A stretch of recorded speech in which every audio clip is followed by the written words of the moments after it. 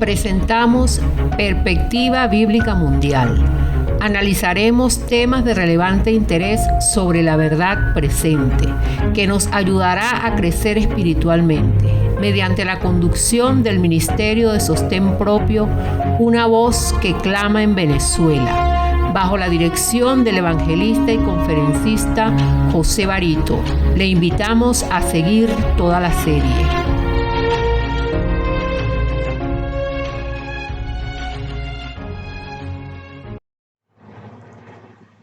Hola, ¿qué tal?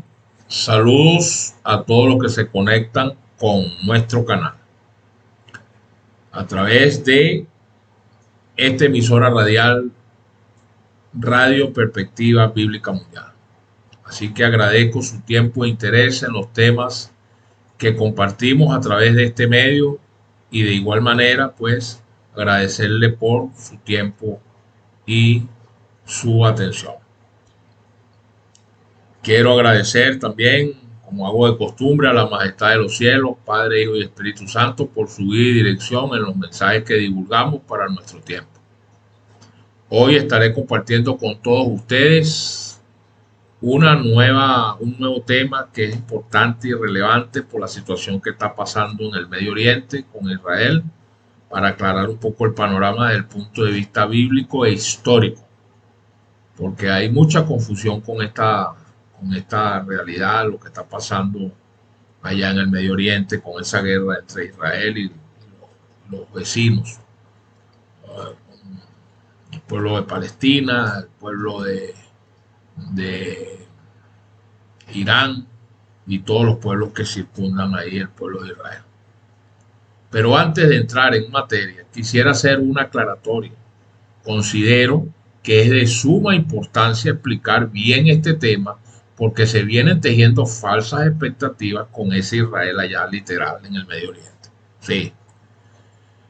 Es un hecho público, notorio y comunicacional que millones de personas que estudian las profecías bíblicas ahora mismo tienen sus ojos puestos en Jerusalén como epicentro del cumplimiento de dichas profecías escatológicas. Y esto es un error con letras mayúsculas, ¿saben? Porque dicha postura obedece a una interpretación dispensacionalista y es una interpretación que está alejada años luz totalmente de la realidad, y con esto pues desvirtuando el epicentro verdadero de la santa palabra de Dios, que es sin duda alguna lo que representa nuestro Señor Jesucristo y el contexto real de lo que significa la palabra Israel como pueblo de Dios para los tiempos finales que hoy vivimos en esta tierra. Así que, distinguidos oyentes, la comprensión correcta de este tema le ayudará a fijar una posición objetiva, centrada, sólida y ajustada fidedignamente al mensaje que Dios ha revelado para la consumación de las profecías anunciadas. También se hace necesario recalcar y subrayar que no es nuestro propósito, ni mucho menos nuestra intención, promover un antisemitismo en contra del pueblo judío. Cuidado con eso, no. O ofender sinceros cristianos, eso entre comillas cristianos, que han creído en la mentira, sino más bien iluminar sus mentes y contribuir con el plan de salvación que ha proyectado Dios a través de su texto sagrado. Y esto es de vital importancia, debido a que la iglesia cristiana contemporánea, hoy más que nunca, está llena de gigantescas malas interpretaciones de la profecía, las cuales no armonizan con el Evangelio de Jesucristo y el Nuevo Testamento. Por el bien de todos, este tema debe ser plenamente entendido y comprendido. Ahora, si usted ha sido guiado a creer que las profecías del Apocalipsis son aplicables a un Israel literal en la carne, ese que habita allá en el Medio Oriente, y si usted ha aceptado la idea de que el anticristo un día caminará en un templo judío reconstruido, como están tratando de hacer ahorita, durante un periodo final de tribulación de 7 años, pues estas falsas teorías, oiga bien, estas falsas teorías necesitan ser neutralizadas y desenmascaradas ipso facto, de inmediato, porque de lo contrario Si ustedes no rectifican y escuchan la verdad, terminarán y sucumbirán en su propia perdición. Ahora, si usted se esfuerza por conocer la verdad, Dios será honrado y su reino reivindicado y glorificado. Escriba eso. Bueno, creo que con este preámbulo dejamos un poco más claro el panorama para abordar y desarrollar el tema que nos ocupa. Respeta a la audiencia. Durante más de 1000 años, voy a resaltar, vamos a la historia. Vamos a la historia porque si no vamos a la historia no vamos a comprender en qué punto estamos nosotros en los actuales momentos con respecto a la profecía. Así que miren, durante más de 1000 años, los judíos habían esperado la venida del Salvador. En este acontecimiento habían cifrado sus más gloriosas esperanzas en cantos, en profecías, en los ritos del templo y en las oraciones familiares. Habían incrustado su nombre. Y sin embargo, cuando ese Salvador vino, que se les apareció, pues no le conocieron. El amado del cielo fue para ellos como raíz de tierra seca. Dice la Escritura, lo suyo vino y los suyos no le recibieron. ¿No lo dice la Escritura? Claro que lo dice. Miren, puesto que toda la economía ritual simbolizaba a Cristo, no tenía valor esta economía ritual sin él. Cuando los judíos sellaron su decisión de rechazar a Jesucristo, entregándolo a la muerte, rechazaron todo lo que daba significado al templo y su ceremonia, es decir, a su carácter sagrado, y ese carácter sagrado desapareció. Y finalmente dicho templo quedó condenado a la destrucción. Así que desde ese día los sacrificios rituales y las ceremonias relacionadas con ellos dejaron de tener significado. De igual manera como sucedió con la ofrenda de Caín. Así que ya cualquier ofrenda que trajeran al templo no expresaba fe en el Salvador. Al dar muerte a Jesucristo, a ese Salvador, pues los judíos destruyeron virtualmente su templo y sus esperanzas. Por ello fue que cuando Cristo fue crucificado, el velo interior del templo se rasgó en dos desde arriba hacia abajo. Y esto indicaba que el gran sacrificio final había sido ya hecho, ya no más sacrificio, y que el sistema de los sacrificios rituales había terminado para siempre. Palabras literales de nuestro Señor Jesucristo, ya no más sacrificio. Entonces no entiendo cómo se está tratando de reconstruir un tercer templo para seguir con la matanza de cordero y machos cabríos. Por ende, miren, solo era esperar que a los 3 años y medio siguientes, al llegar al año 34 después de Cristo, se consumara la profecía de las 70 semanas, para que se cumpliera lo dicho por boca de Jesús y los profetas. Él dijo en el libro de Daniel, capítulo 9, dijo, 70 semanas están determinadas sobre tu pueblo y sobre tu santa ciudad. 70 semanas, 490 años. Sí. Y en el libro de Lucas, capítulo 13, dice, he aquí vuestra casa es dejada desierta. Y os digo que no me veréis hasta que llegue el tiempo en que digan bendito el que viene en el nombre del Señor. Lucas capítulo 13. Por ello es que al hacer una revisión de los escritos sagrados es cuando podemos evidenciar que la entrada triunfal de Cristo en Jerusalén fue una débil representación de su venida en las nubes del cielo con poder y gloria. Y eso está entre el triunfo de los ángeles y el regocijo de los santos, ¿sabes? Entonces es ahí donde se cumplirán las palabras de Cristo cuando le dijo a los sacerdotes y fariseos, desde ahora no me verán más hasta que digan bendito el que viene en el nombre del Señor, a lo que es lo mismo decir en hebreo, Baruch haba Beshem Adonai. Reza la escritura, dice la escritura, me mirarán a mí, a quien traspasaron, y harán llanto sobre él, como llanto sobre el unigénito, afligiéndose sobre él como quien se aflige sobre el primogénito. Y eso es el Señor Jesucristo antes de venir a este mundo como Jesucristo, hablando en primera persona del Antiguo Testamento. Y sin embargo, ellos tenían los oráculos en la mano y no creyeron en el Mesías. Cristo previó esta escena cuando contempló la ciudad y lloró sobre ella. En la ruina temporal de Jerusalén, vio la destrucción final de aquel pueblo culpable de derramar la sangre del Hijo de Dios. Sí, con mucho pesar los discípulos veían el odio de los judíos por Cristo, pero no veían a dónde los conduciría.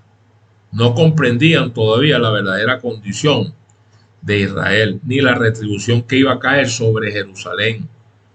Cristo se lo reveló mediante una significativa lección objetiva. Los registros sagrados no mienten.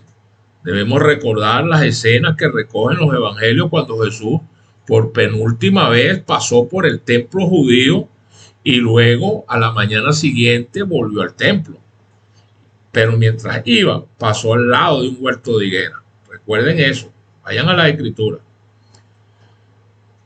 Dice las mismas que tenía hambre el Señor, y viendo de lejos una higuera que tenía hojas, se acercó a ella, si quizás hallaría en ella algo, y como vino a ella, nada halló sino hojas, porque no era tiempo de higos. No era tiempo de higos maduros, pero en el huerto al cual Jesús se acercó había un árbol que parecía más adelantado que los demás. ¿Por qué? Porque estaba ya cubierto de hojas.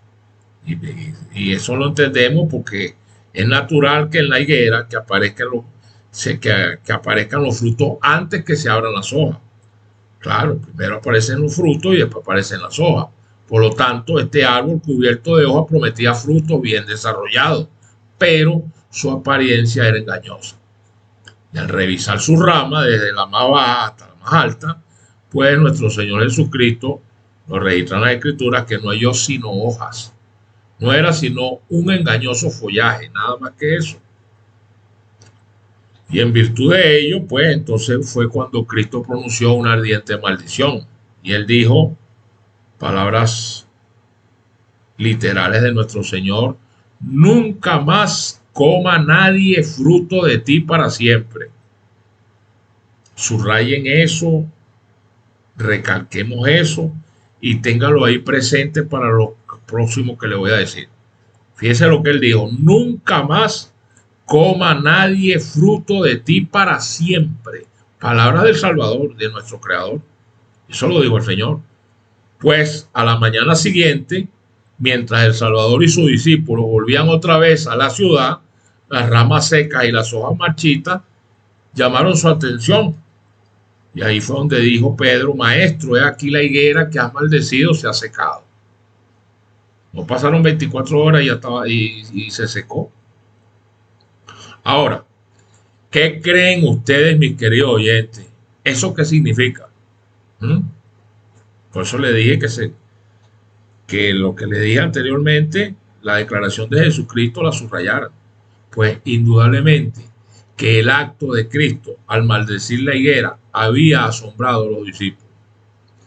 Esa acción extraña, eso entre comillas, extraña, del Señor les pareció muy diferente de su proceder y de sus obras, porque generalmente y con frecuencia le habían oído declarar que no había venido para condenar al mundo, sino para que el mundo pudiese ser salvo por él. Siempre los discípulos recordaban sus palabras, cuando él decía, el Hijo del Hombre no ha venido para perder a las almas, sino para salvarlas. Obviamente Cristo había realizado sus obras maravillosas para restaurar y nunca para destruir. Los discípulos le habían conocido solamente como el restaurador, el sanador, mientras que este acto era único y un hecho aislado. En tal sentido, los discípulos se preguntaban cuál sería el propósito del Señor al dar de esa declaración. Bueno, miren, siendo que Dios, dice la Escritura, que es un Dios de misericordia, dice también, vivo yo, dice el Señor Jehová, que no quiero la muerte del impío. Por supuesto que para el Señor la obra de destrucción y condenación es una obra extraña. Pero todo tiene un límite. Aunque sus actuaciones fueron con misericordia y amor, alza el velo de lo futuro y revela a los hombres los resultados de una conducta pecaminosa. Entonces, la maldición de la higuera era una parábola llevada a los hechos. Ese árbol estéril e infecundo que desplegaba su follaje majestuoso y ostentoso a la vista de Cristo era sin lugar a dudas un símbolo de la nación judía. ¿Se fijan? Sencillamente nuestro Salvador deseaba presentar claramente a sus discípulos la causa y la certidumbre de la suerte que esperaba Israel. Sí, señor. Los judíos, miren, distinguidos oyentes, se jactaban y distinguían de todas las demás naciones porque profesaban obedecer a Dios. Habían sido favorecidos especialmente por Él y aseveraban tener más justicia que los demás pueblos. Pero, siempre un pero, estaban corrompidos por el amor del mundo y la codicia de la ganancia. Se jactaban de su conocimiento, pero ignoraban los requerimientos de Dios y estaban llenos de hipocresía. Por eso el Señor siempre le decía: generación de víboras, hipócritas. Entonces, como el árbol estéril, extendían sus ramas majestuosas, de apariencia exuberante y hermosa a la vista, pero no daban sino hojas. A lo que podemos comparar una religión judía con su templo magnífico, sus altares sagrados, sus sacerdotes mitrados y ceremonias impresionantes. Era hermosa en su apariencia externa, pero carente de humildad, de amor y de benevolencia. Esa era la realidad. Podemos resaltar que aunque ningún árbol del huerto tenía fruta, aún así estos árboles que no tenían hojas no se jactaban, ni despertaban expectativa, ni defraudaban esperanza alguna. Figurativamente, estos árboles representaban a los gentiles, es decir, al pueblo que no es judío. Estaban tan desprovistos de piedad como los judíos, pero no profesaban servir a Dios. No afirmaban presuntuosamente ser buenos. Estos eran conscientes de que estaban ciegos respecto a las obras y a los caminos de Dios. Para ellos no había llegado aún el tiempo de dar su fruto. Estaban esperando todavía el día que les había de traer luz y esperanza, mientras que los judíos, que habían recibido mayores bendiciones de Dios, eran responsables por el abuso que habían hecho de su adorno. Más bien, los privilegios de los que se habían jactado no hacían sino aumentar su culpabilidad. Sí, Señor. De igual manera como Jesús había acudido a la higuera para saciar el hambre y hallar alimento, así también habían venido a Israel, anhelante de hallar en ese pueblo privilegiado, porque fueron los depositarios iniciales de la fe, fueron los frutos de la justicia de nuestro Señor. Jesucristo les había dado dones a fin de que pudiesen llevar frutos para beneficiar al mundo. Les había concedido toda oportunidad y privilegio, y en pago buscaban su simpatía y cooperación en su obra de gracia. Anhelaba ver en ellos abnegación y compasión, celo en servir a Dios y una profunda preocupación por la salvación de sus semejantes. Si hubiesen guardado la ley de Dios, como Dios lo estableció, habrían hecho la misma obra abnegada que hizo nuestro Señor Jesucristo.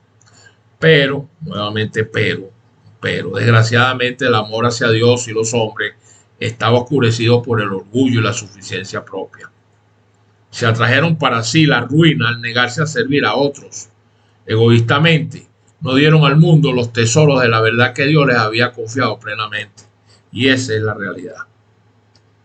Israel, si hubiera tenido ojos espirituales, podrían haber leído tanto su pecado como su castigo en este árbol estéril.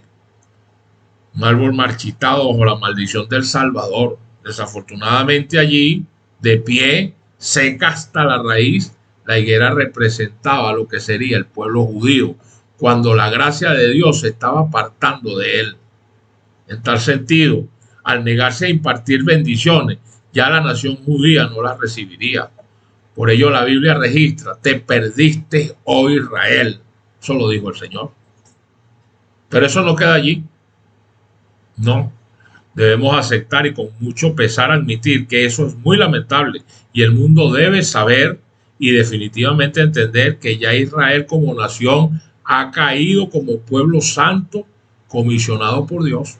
Ya el Señor no habita allí. Esa nación ya no es santa. Mientras sigan en rebelión, negando a Jesús nuestro Señor como su único y suficiente Salvador, y de reconocer que ese que montaron en la cruz del Calvario era Él, el Mesías esperado, y que ahora viene por segunda vez a recoger a su pueblo y a acabar con este mundo de maldad y de detractores de su verdad, y de los que hacen guerra y matan gente. Bueno, lastimosamente tendrán que seguir de guerra en guerra hasta que sucumban definitivamente. Pero óigase bien, la amonestación que dio Jesús por medio de la higuera es para todos los tiempos.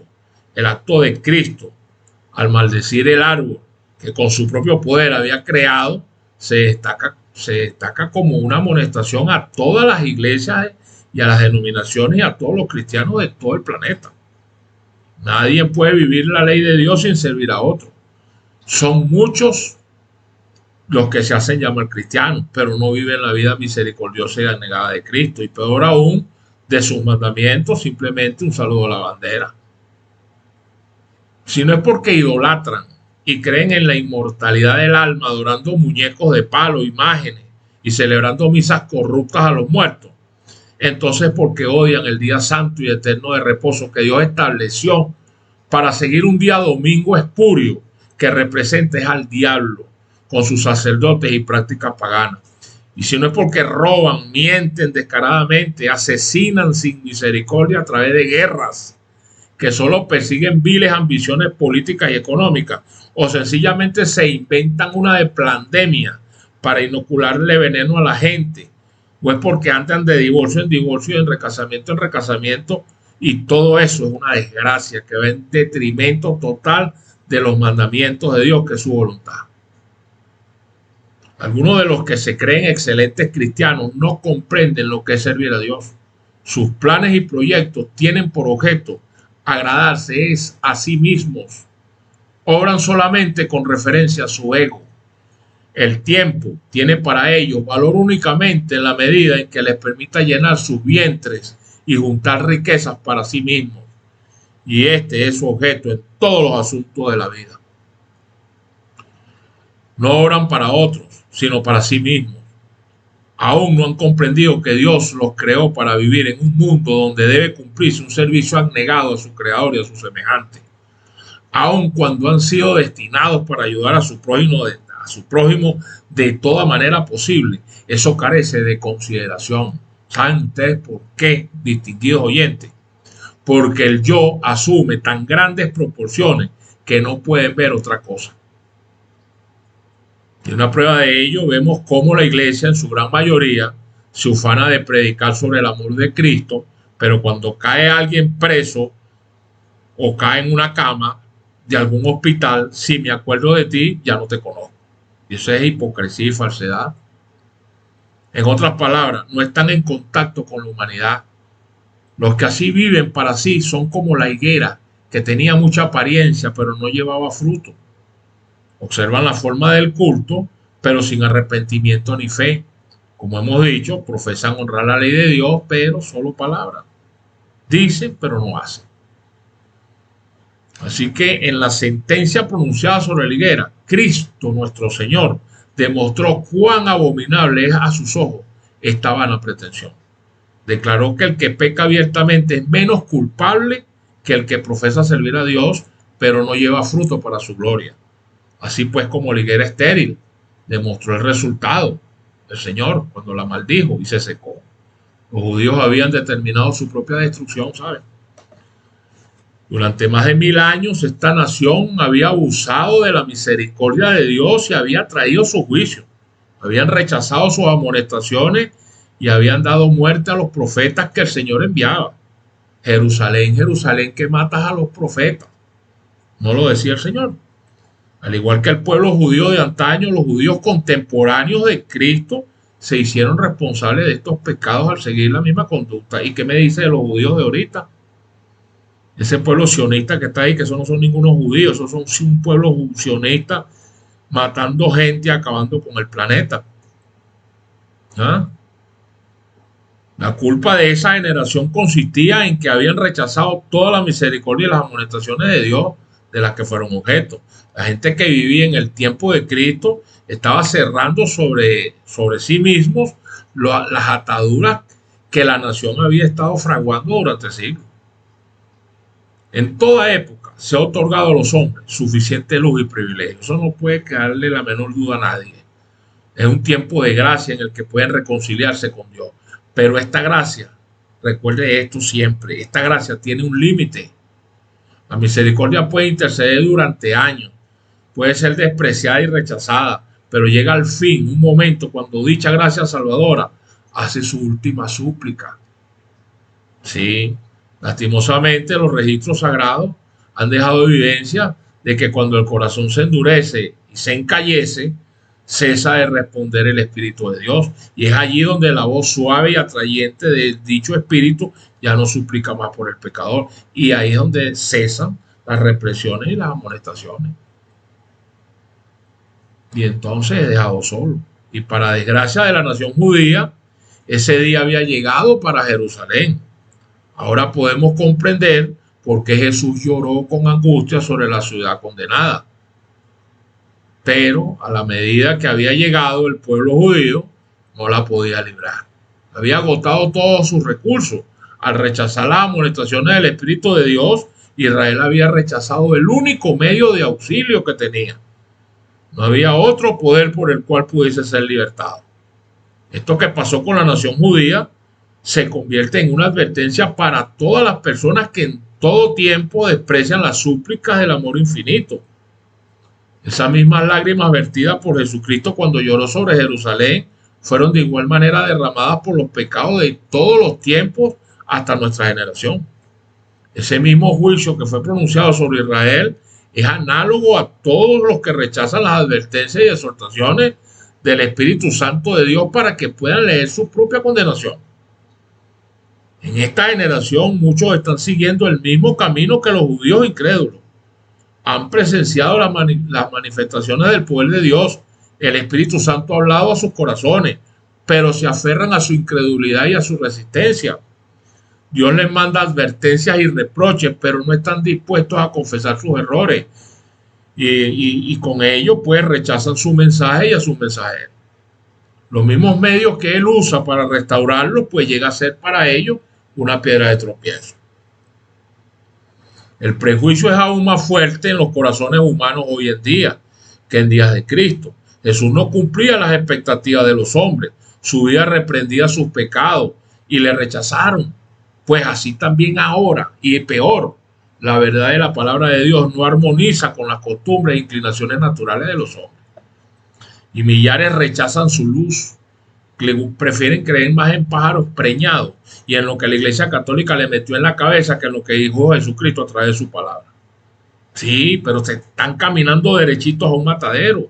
Están impulsados por los representantes de Satanás. Sí, los hombres ponen en duda la palabra de Dios y prefieren ejercer sus juicios independientemente. Eligen las tinieblas antes que la luz, pero sin saberlo lo hacen con peligro de su propia condenación y no lo saben. Cristo previó que Jerusalén permanecería empedernida e impenitente, pero toda la culpa, todas las consecuencias de la misericordia rechazada pesaban sobre ella. Así también sucederá con toda alma que está siguiendo la misma conducta. El Señor declaró y quedó registrado en la Santa Escritura: te perdiste, oh Israel. Así lo dijo, así lo dijo. Dijo: oye tierra, he aquí yo traigo mal sobre este pueblo, el fruto de sus pensamientos, porque no escucharon a mis palabras y aborrecieron mi ley. Señores, con ese texto les digo, distinguida audiencia, que hasta aquí el mensaje. No se pierdan nuestro próximo segundo tema para cerrar con la temática que quise traerles a través de este tema y el segundo, para que usted pueda entender a ciencia cierta qué es lo que está pasando ahí en Israel. Sí, así que Dios mediante, le doy las gracias a Dios por permitirme la posibilidad de poder expresarle esto que siento, Siento mucho lo que está pasando en Israel. No quería que esto para nadie, esto es bueno para nadie, ni para los palestinos, ni para los iraníes, ni para los judíos, porque la Torah dice, la Biblia dice, no matarás, no asesinarás. Y eso es caer en manos del Dios vivo, porque seremos juzgados por la ley de la libertad. Y la ley de la libertad dice, no asesinarás. Así que pongan sus barbas en remojo, señores. Así que esperamos, Dios mediante, poder seguir aportando nuestro grano de arena en el restablecimiento de la verdad eterna de Dios. Les habló desde Venezuela, desde aquí, desde los estudios de Radio Perspectiva Bíblica Mundial, el pastor José Barito, de la Iglesia Adventista del Séptimo Día Libre, Montaña de Sión, en Venezuela. Así que es nuestra oración que el Señor bendiga su vida y la de su familia en gran manera. Dios les bendiga.